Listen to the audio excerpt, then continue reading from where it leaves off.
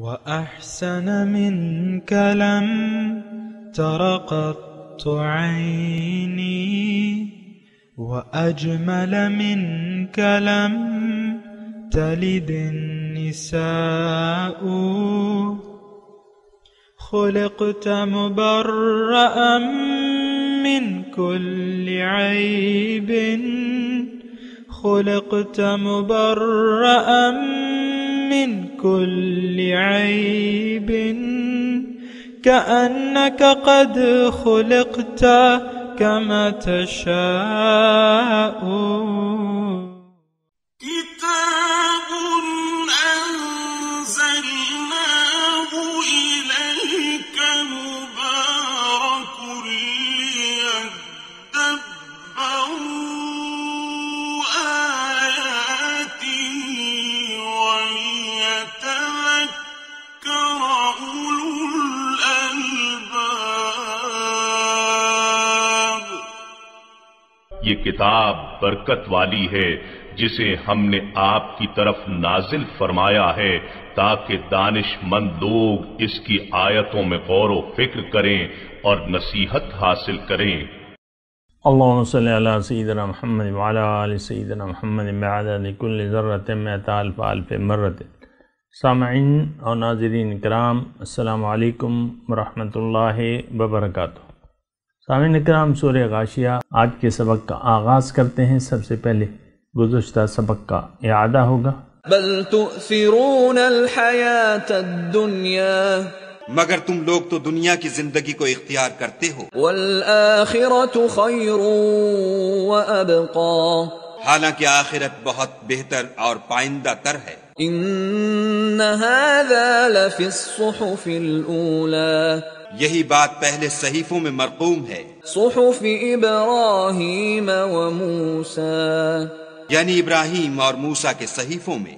سامعین کرام، سورہ غاشیہ سورہ غاشیہ مکی صورت ہے اور ابتدائی دور کی ہے، اور اس میں وہی بنیادی مضمون ہے. دیکھیں، مکے میں جو صورتحال تھی ابتدائی نبوت کے ابتدائی سالوں میں، یا تمام مکی دور جو ہے وہ ایسے ہی ہے کہ بنیادی نکات کی طرف اللہ تعالیٰ نے انسان کی توجہ دلائی ہے. یہ وہ آیات ہیں جو انسان کو روشنی دکھاتی ہیں. یہ وہ آیات ہیں، مکی آیات، جو انسان کو اندھیروں سے نکالنے کے لیے ہیں اور حقیقت دکھانے کے لیے ہیں. انسان جب حقیقت کو بھلا دے اور حقیقت فراموش بن جائے تو پھر یہ دنیا دار ہو جاتا ہے. ایک بات نوٹ کر لیں، یہ صرف مکی دور کی بات نہیں ہے، یہ آج کی بھی بات ہے. آج بھی ہم حقیقت فراموش بن گئے ہیں اور جو نتائج ہیں اس کو نظر انداز کر کے ہم زندگی گزار رہے ہیں اور گزارنا چاہتے ہیں. یہ بات جو ہے بڑی خطرناک ہے، ایسا نہیں ہونا چاہیے. اور اگر ایسا ہو گیا تو آج کی جو صورت ہے سورہ غاشیہ، اس میں واضح طور پہ اللہ تعالیٰ نے پہلے ان لوگوں کے لیے مضمون بیان کیا ہے جو اپنے آپ کو بھول بیٹھے ہیں، جو ظاہر پرست ہیں، جو مٹیریلسٹ ہیں، جو دنیا دار ہیں. سب سے پہلے ان لوگوں کے لیے یعنی ان کا تذکرہ کیا گیا ہے. یہ تقریباً 7 آیات ہیں. اللہ اکبر. اور اس کے بعد آیت نمبر 16 تک، یعنی 8 سے 16 تک اللہ تعالیٰ نے ان لوگوں کا تذکرہ کیا ہے جو حقیقت فراموش نہیں ہے، اور جنہوں نے اپنے آپ کو پہچان لیا ہے، جو اپنے لیے یعنی اپنی حقیقت کے لیے زندگی گزار رہے ہیں، اور یہ لوگ حقیقت پسند ہیں. دیکھیں، یہ حقیقت پسندی کا جملہ جو ہے عام طور پہ بھی بولا جاتا ہے. بھئی دنیا دار لوگ کہتے ہیں نا، بھئی حقیقت پسند بنو. اب وہ انگلش میں مجھے اچھے لفظ ہیں لیکن مجھے یاد نہیں آ رہے. بہرحال تو حقیقت پسند ہونا چاہیے. دیکھیں، حقیقت کو جب بھی آپ فراموش کر دیتے ہیں تو پھر آپ دھوکے کا شکار ہو جاتے ہیں. دنیا کا حاصل یا تو جنت ہے اور جنت نہ ہو تو پھر دوزخ ہے۔ ایک بات نوٹ کر لیں، دنیا میں بھی آپ یہ بات نوٹ کر لیں کہ یا تو ہم اللہ تعالیٰ کے قول کے مطابق منکم من یرید الدنیا ومنکم من یرید الآخرہ، تم میں سے بعض لوگ ایسے ہیں جو دنیا کے طلبگار ہیں اور بعض لوگ آخرت کے طلبگار ہیں، یا آخرت کی کامیابی کے طلبگار ہیں یا دنیا کی کامیابی کے طلبگار ہیں۔ عام طور پہ اگر دیکھیں سامنے کرام، ہم لوگ دنیا کی کامیابی کے طلبگار ہیں عام طور پہ۔ کیوں؟ کہ ہم حقیقت پسند نہیں ہے، ہمیں دھوکہ لگ گیا ہے۔ کس کا؟ ظاہر کا۔ ظاہر کے دھوکے میں آ کے اب ہم ایک بہت بڑی غلط فہمی کا شکار ہو گئے، اور وہ غلط فہمی یہ ہے کہ دنیا حقیقت ہے اور دنیا کی کامیابی بھی حقیقت ہے، ایک اصل حقیقت ہے، یہ نہ ہو تو پھر سب کچھ فضول ہے، یعنی ہمارا ایسا خیال ہے۔ اور اس بات پہ سوچنے کی ضرورت ہے، مطلب یہ میں کوئی خواہ الزامات لگانے والا شخص نہیں ہوں کہ میں خواہ الزامات لگاتا رہوں یا فتوے لگاتا رہوں معاشرے پہ، آپ لوگوں پہ، ایسی بات نہیں ہے۔ لیکن دیکھیں، یہ مکی صورتوں کا جب آپ مطالعہ کرتے ہیں تو عموماً یہی مضامین اس میں پائے جاتے ہیں، مکی صورتوں۔ اور قرآن جو ہے، قرآن کا بہت بڑا حصہ جو ہے وہ مکی دور میں نازل ہوا ہے، کیونکہ اصل جو ہے دیکھیں نظریہ ہے، نظریے کے مطابق اعمال جنم لیتے ہیں۔ آپ کا جو بھی نظریہ ہوگا، نظریہ کا مطلب کیا ہے؟ آپ کی جو سوچ ہوگی اس کے مطابق آپ اپنی زندگی بنانے کی کوشش کریں گے۔ آج ہمارا نظریہ جو ہے یعنی عقیدہ، یعنی یقین دنیا پر ہے۔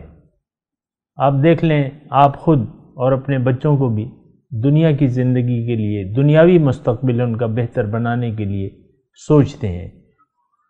آپ اپنے بارے میں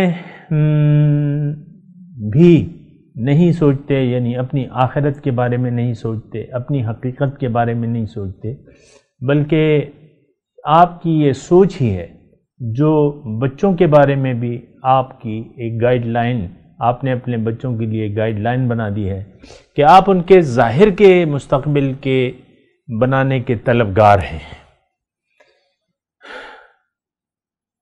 بعض اسکولوں کی فیس جو ہے دیکھیں 30,000 ہے، 25,000 ہے، 50,000 ہے، ایسے بھی اسکول ہیں ماہانہ فیس، لیکن آپ وہ دے رہے ہیں کہ یہ میرے بچے کا مستقبل ہے، اور یہ ایک بہت بڑی رقم ہے عام یعنی متوسط طبقے کے لیے۔ اور بعض لوگ جو ہیں وہ اپنے اوپر جبر کر کے، اپنے اوپر یعنی مشکل برداشت کر کے بچوں کی فیسیں دے رہے ہیں۔ کیوں؟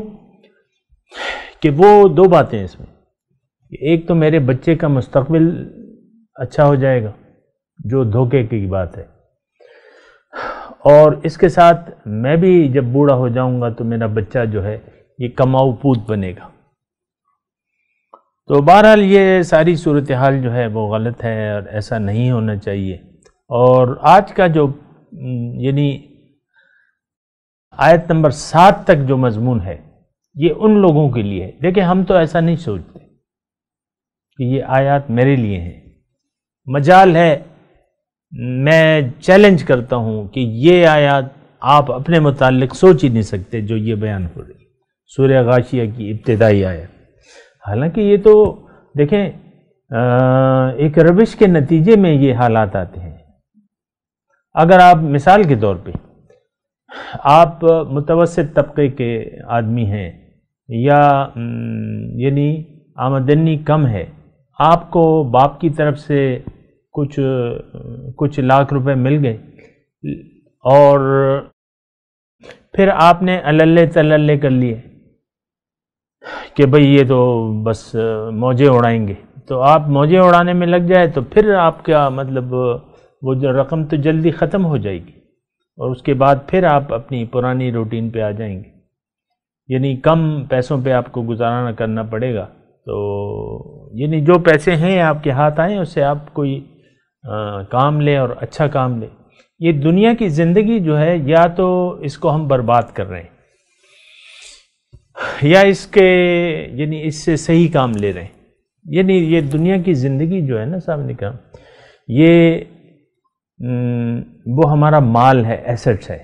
یا تو ان ایسٹس کو ہم اپنے ہاتھوں خراب کر رہے ہیں، برباد کر رہے ہیں. اور اگر ایک صاحب نظر شخص کی حیثیت سے آپ دیکھیں تو ہم میں سے لوگوں کی اکثریت اپنا یہ جو سرمایہ زندگی ہے اس کو تباہ و برباد کرنے پہ تلی بھی ہے، اور اس نے ناشکری کی روش اختیار کر رکھی ہے. ناشکری کی روش کیا ہے؟ یعنی نعمت کا غلط استعمال. نعمت کو ضائع کر دینے والے لوگ جو ہیں یہ ناشکرے ہیں. آج ہمیں جو قیمتی یہ نعمت حاصل ہے، اور میں آپ کو اور اپنے آپ کو نصیحت کر رہا ہوں کہ ایسی سوچ غلط ہے اور تباہ کن ہے. یہ بات ذرا نوٹ کر لیں. اور یہ جو سورہ الغاشیہ کی جو ابتدائی 7 آیات ہیں اس کو آپ برداشت نہیں کر سکتے، لیکن پھر بھی آپ کو ان حالات کا سامنا کرنا پڑے گا، اور اس حالات میں آپ مبتلا رہیں گے اگر آپ نے دنیا میں اپنی زندگی بھلا کے گزاری. یعنی زندگی بھلا کے گزاری. تو اگر آپ نے اپنے آپ کو بھلا دیا، اور جیسے کہ عام طور پہ ہم یعنی دنیا میں جو مسلمان بس رہے ہیں، میں تو یعنی عام طور پہ تو یعنی سارے لوگ ہیں ایسے، وہ زیادہ بدتر ہیں، لیکن ہم اس لحاظ سے نقصان میں ہیں کہ مسلمانی کا دعویٰ کرتے ہوئے ہم نے اپنے رب مولا کو فراموش کر دیا ہے. اپنے رب کو ہم فراموش کر کے زندگی گزار رہے ہیں. اپنے رب کی دی ہوئی زندگی کا کباڑہ کر رہے ہیں، اور اس پر تلے ہوئے ہیں کہ نہیں، میں نے تو ایسی زندگی گزارنی ہے، میں نے تو اپنے رب کی طرف رجوع نہیں کرنا. یعنی یہ آپ زبان حال سے کہہ رہے ہیں، اور آپ یہ کہہ رہے ہیں کہ یار جو حج میں ہم ترانہ پڑھتے ہیں لبیک کا، یہ تو ہم وہیں جا کے پڑھیں گے، یہاں تو نہیں پڑھیں گے. اور وہاں بھی پڑھا تو کیا پڑھا، اصل لبیک تو آپ نے یہاں کی زندگی میں کہنی ہے، جو کہ آپ کہنے کے لیے تیار نہیں ہیں. اللہ تعالیٰ کے ساتھ شریک بنانے پر آپ لوگ مصر ہیں، اصرار ہے آپ کا کہ اللہ وحدہ لا شریک، نو، ایسا نہیں ہو سکتا. اللہ کے ساتھ بہت بھی شریک ہوں گے. یہ میری بیوی ہے، یہ میرا شوہر ہے، یہ میرا مال ہے کمایا ہوا، یہ میری اپنی جو حیثیت ہے ظاہری، عجب کا آپ شکار ہو چکے ہیں. تو یہ ساری آپ چیزیں یعنی اس کو ضائع کر رہے ہیں. یہ سارے ایسٹس ہیں. ہماری زندگی جو ہے نا، یہ بات نوٹ کر لیں، یہ ہمارا سرمایہ ہے. سرمایہ زندگی کا آپ کبھی کتاب میں وہ لفظ استعمال ہوتا ہے نا، سرمایہ زندگی. تو بہرحال یہ بڑی مشکل ہے، لیکن یہ ہے کہ میں اپنے مضمون کا آغاز کرتا ہوں اور دیکھتے ہیں، غور کرتے ہیں کہ جن لوگوں نے اپنے آپ کو فراموش کر لیا ان کا آخرت میں کیا حال ہوگا، ان کا کھانا کیسا ہوگا. ان آیات میں اللہ تعالیٰ نے یعنی ہمیں ایک مکمل نقشہ ان لوگوں کا بتایا ہے جنہوں نے زندگی خود فراموشی میں گزار دی، اپنے آپ کا خیال ہی نہیں کیا، اپنی حقیقت ہی کو نہ سمجھا کہ میں کون ہوں، میں نے کرنا کیا ہے، میں کیوں آیا ہوں اس دنیا میں. یہ ایک بڑی یعنی آپ دیکھیں نا کہ ہم سبھی ایسی صورتحال میں تقریباً گرفتار ہیں. نہیں، ایسا نہیں ہونا چاہیے. گزارش ہے میری آپ سے، ایسا نہ کریں. یہ بہت زیادہ آپ کے لیے نقصان دہ ہے. میرا تو کیا ہے، میں نے تو ایک بات پہنچا دی، پہنچانے کا میں نے میرے ہاتھ میں نہ طاقت ہے کہ میں زبردستی جو ہے اس ملک کے حالات بدلوں، اور نہ زبانی طور پہ میں کہہ سکتا ہوں وہ میں کہہ رہا ہوں. دل سے تو میں ان لوگوں کو برا جانتا ہوں، یعنی برائی کو میں دل سے برا جانتا ہوں. یہ برائی ہے، یہ اچھائی نہیں ہے. جو ہم نے اچھائی سمجھ کے کر رہے ہیں یہ اچھائی نہیں ہے بلکہ برائی ہے. بہرحال اب ان آیات میں پہلے تو میں خیر ترجمہ پڑھ لیتا ہوں آپ کے سامنے، پھر دیکھتے ہیں. هل اتاک حدیث الغاشیہ.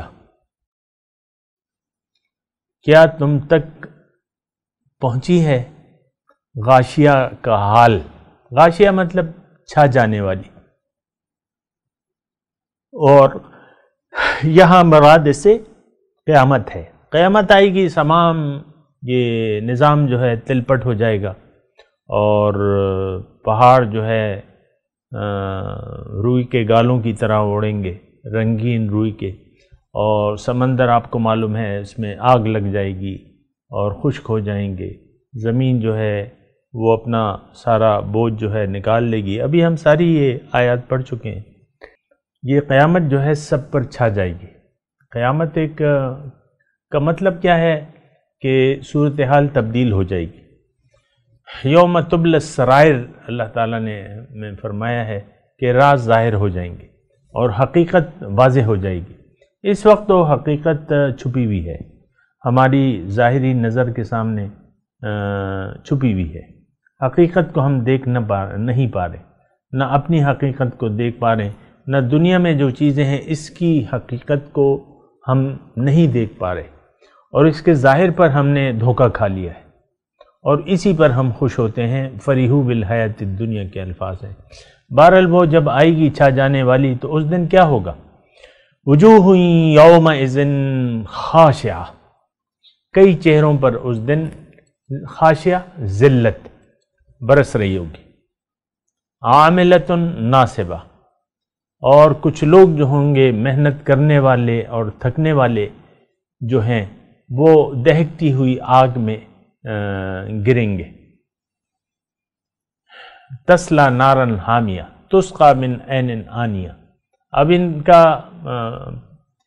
پیاس لگے گی تو گرم ابلتے ہوئے چشمے سے انہیں پلایا جائے گا۔ لیس لہم طعام الا من ضریع، ان کی خوراک جو ہے وہ سوائے کانٹے دار جھاڑی کے سوا کچھ بھی نہیں ہوگی۔ لا یسمن ولا یغنی من جوع، جو نہ موٹا کرے، یسمن یعنی فربا نہیں کرے گی وہ خوراک کے لیے، اور نہ بھوک کو دور کرے گی۔ وجوہ، اچھا یہاں تک ہے یہ معاملہ سامنے کا۔ تو اب دیکھیں یہ صورتحال، یعنی آپ کو جو لوگ غیر حقیقت پسند ہے، جیسے کہ ہم سب کا میں کہہ رہا ہوں امت مسلمہ، وہ جو کافر اور بت پرست ہیں وہ تو ایک الگ چیز ہے، لیکن ہم امت مسلمہ جو لا الہ الا اللہ محمد رسول اللہ کا کلمہ پڑھ کے اس کلمے کے تقاضوں کو پورا کرنے کے لیے ہم تیار نہیں ہیں۔ تو بہرحال وجوہ یومئذ، اچھا ان کا حال کیا ہوگا؟ ذلت چھا رہی ہوگی ان پہ۔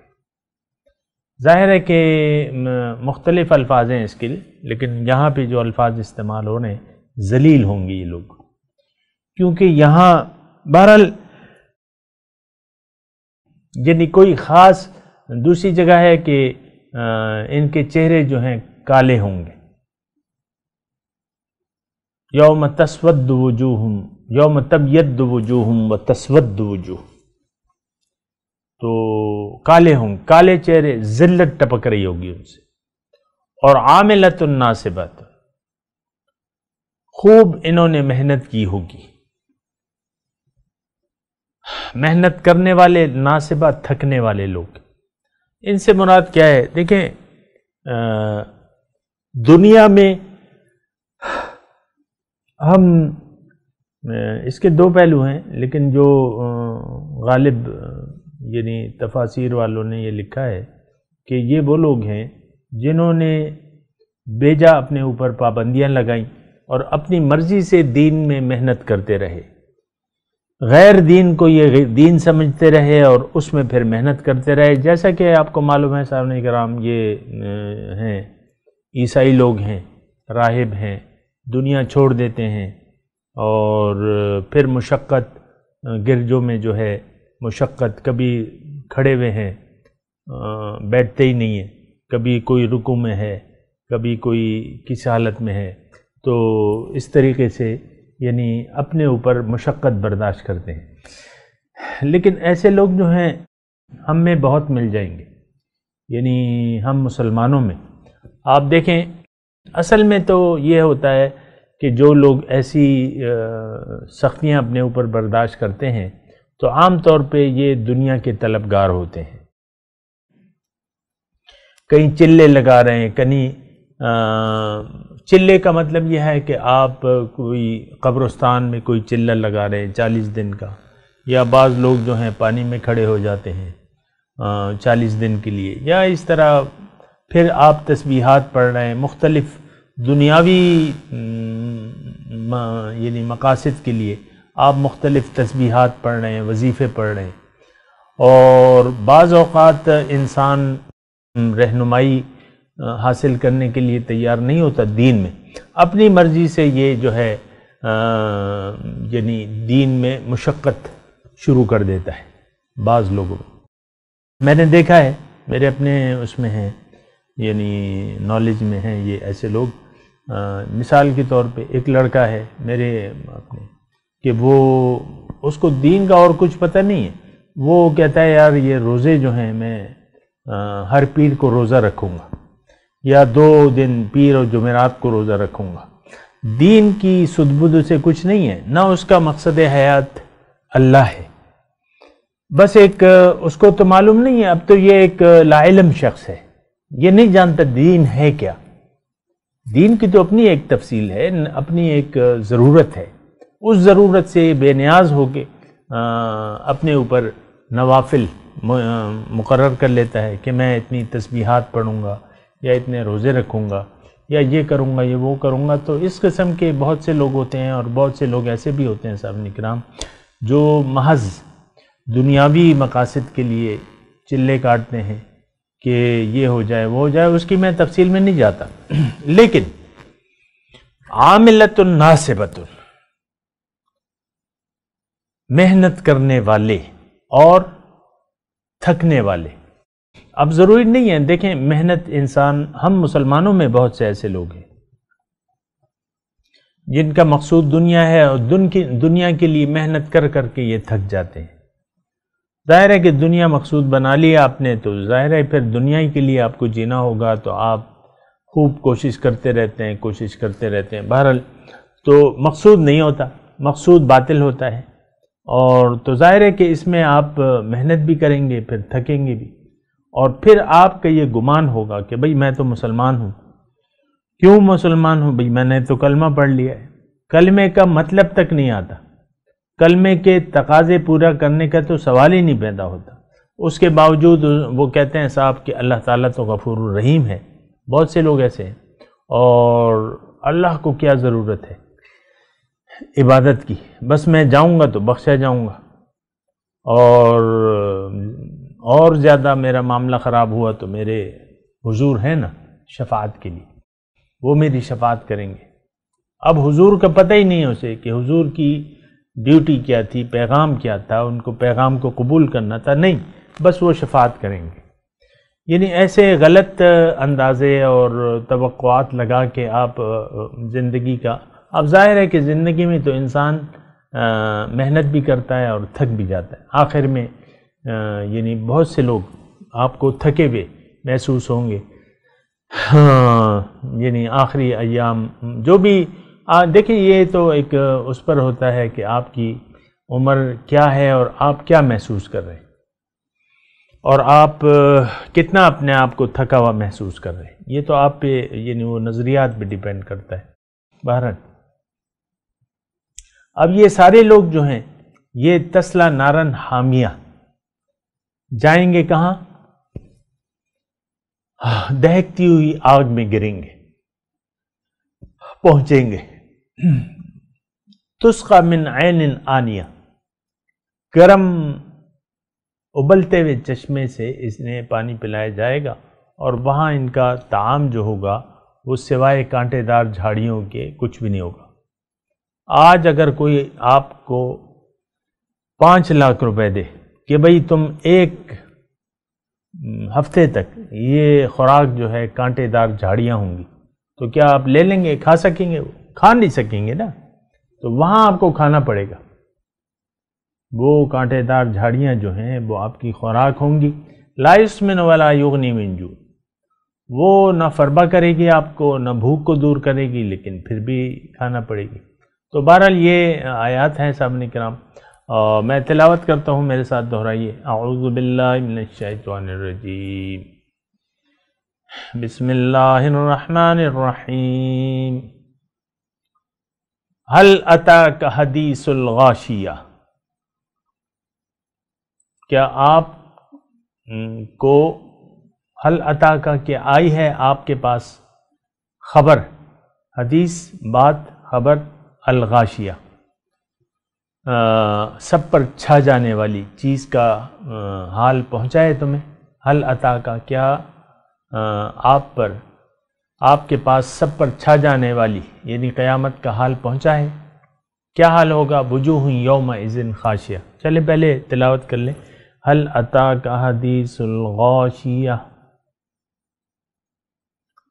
وجوہ یومئذ خاشعہ، عاملۃ ناصبہ، تصلی نارا حامیہ، لیس لہم طعام الا من ضریع، لا یسمن ولا یغنی من جوع۔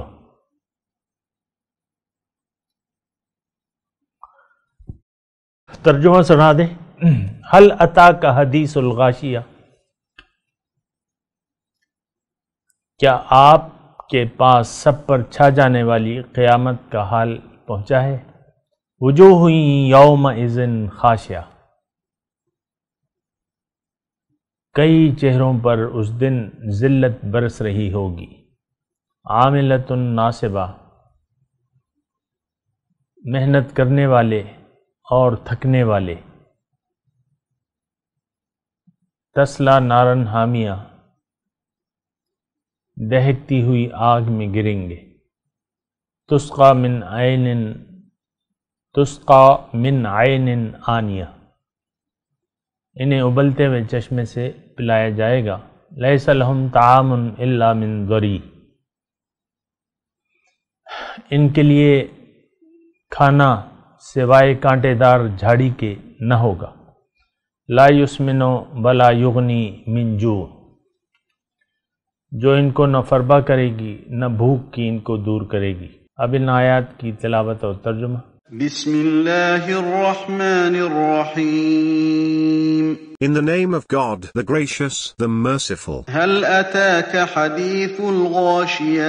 Has there come to you the news of the overwhelming? وجوه يومئذ خاشعة. Faces on that day will be shamed, عاملة ناصبة. laboring and exhausted, تصلى نارا حامية. roasting in a scorching fire, تسقى من عين آنية. given to drink from a flaming spring. ليس لهم طعام إلا من ضريع. They will have no food except thorns. لا يسمن ولا يغني من جوع. That neither nourishes nor satisfies hunger. اس کے ساتھ ہی آج کے درس کا وقت اختتام کو پہنچا۔ انشاءاللہ اگلے درس میں پھر ملاقات ہوگی۔ وآخر دعوانا ان الحمد للہ رب العالمین، والسلام علیکم ورحمۃ اللہ وبرکاتہ۔